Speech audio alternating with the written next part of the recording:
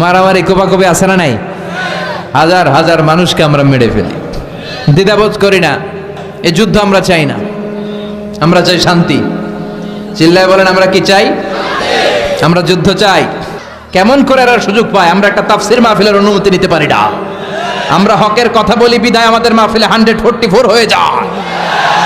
গানের মাহফিলের সমস্যা নাই, গানের কনসার্টের সমস্যা নাই, নাচানাচিতে সমস্যা নাই, কিন্তু কোরআনের কথা বললে এক শ্রেণীর লোকের মধ্যে চুলকানি আছে না নাই? বিষ্ণু বলেছেন কাসরাতুল হারাজ, কাসরাতুল হারাজ, কিয়ামতের আগে হারাজ বেড়ে যাবে। কি বেড়ে যাবে? হ্যাঁ, কি মারামারি কোপাকুপি আছে না নাই?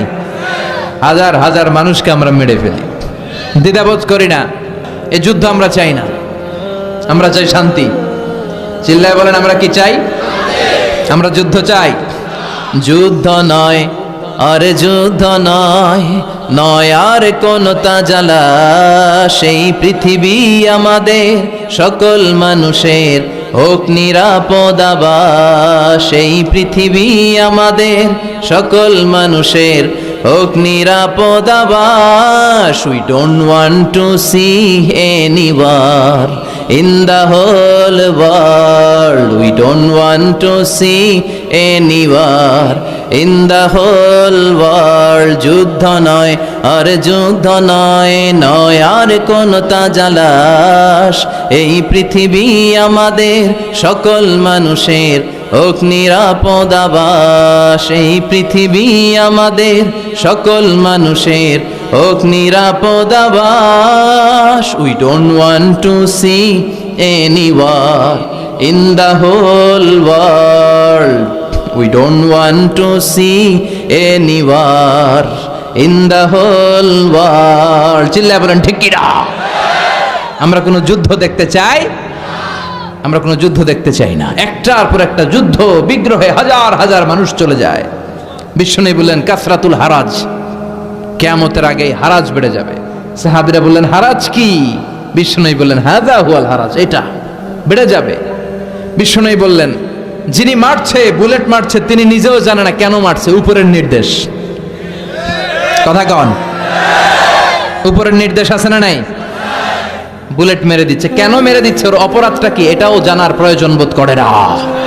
উপরের ফোন এসেছে, শুট করে মেরে ফেলে, আছে না নাই? শুট করে গুম করে ফেলে, আছে না নাই? ক্রস ফায়ার করে ফেলে, আছে না নাই? কেন মারলো সেটাও জানতে চায় না।